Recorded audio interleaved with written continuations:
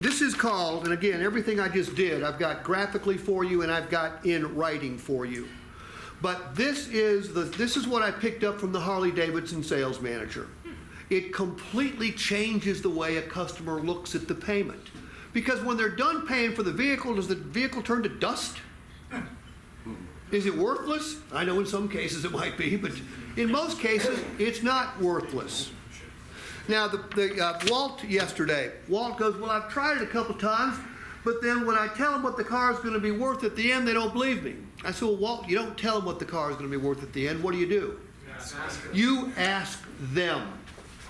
I used to do this with the residual chart. The book was this thick, because on used car, I had to have a residual for every make and model, okay? And I'd point to the customer, I'd say, look, here's what the ALS, the leasing company says the percentage your vehicle is going to be worth at the end of the term, okay? But then one day I went to work, didn't bring my residual book, and I said, well, I'll just ask the customer.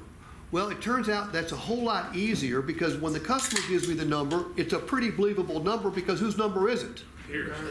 The only time I run into a problem is with the customer that will not give me a number. They'll say, hey, look, this ain't my business, I got no damn idea. Then what I got to do is I got to go to KB, I'll pull up on my phone, kbb.com, and I look for a 4 or 5 year old vehicle of whatever they're buying and say, look, here's what it's worth now, here's what it cost then. And we'll get a ballpark number. But the number that the customer gives me, or the number that I help them arrive at, has got to be believable. Now, do you think customers give me low numbers or high numbers? High numbers. Okay? Does that help us? No. Yes, it does. Yes, it does.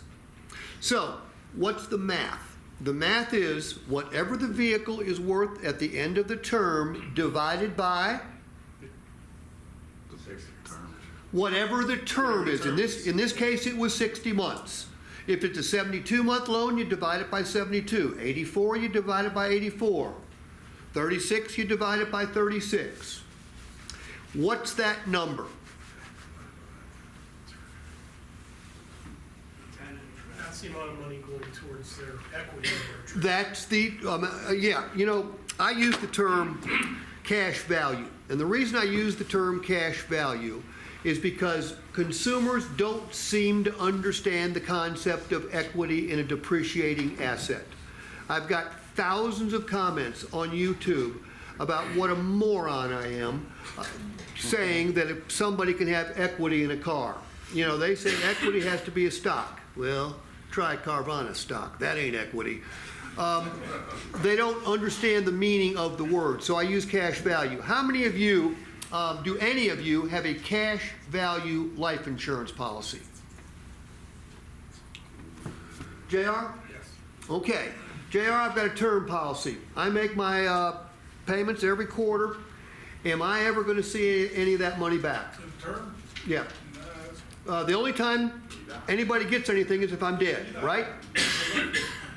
But in your case, every time you make a payment on your insurance policy, you're building cash value, aren't you? Correct. You don't need to die to enjoy the benefits of your policy. You can borrow against it, or you can cash it in while you're alive, correct?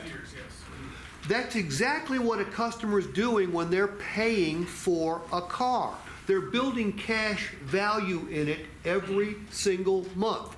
How many customers think like this? I've never found any salespeople that think like this. I had never heard of this in the industry until a motorcycle cat showed me. I've taken this all over the country. Nobody has ever done it this way before.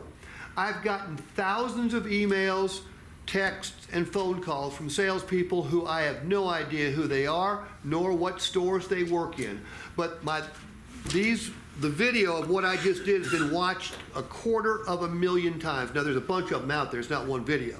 But there's a bunch of them out there that have been watched in total 250,000 times. And the emails and texts and phone calls I get are going, hey, this works. Does it work every time? Nothing works every time. When doesn't it work? It certainly doesn't work when the customer can't afford the gross payment. Not every customer is going to buy into it. The single most frequent response I get from a customer who sort of gets it is, "Do that again." True story.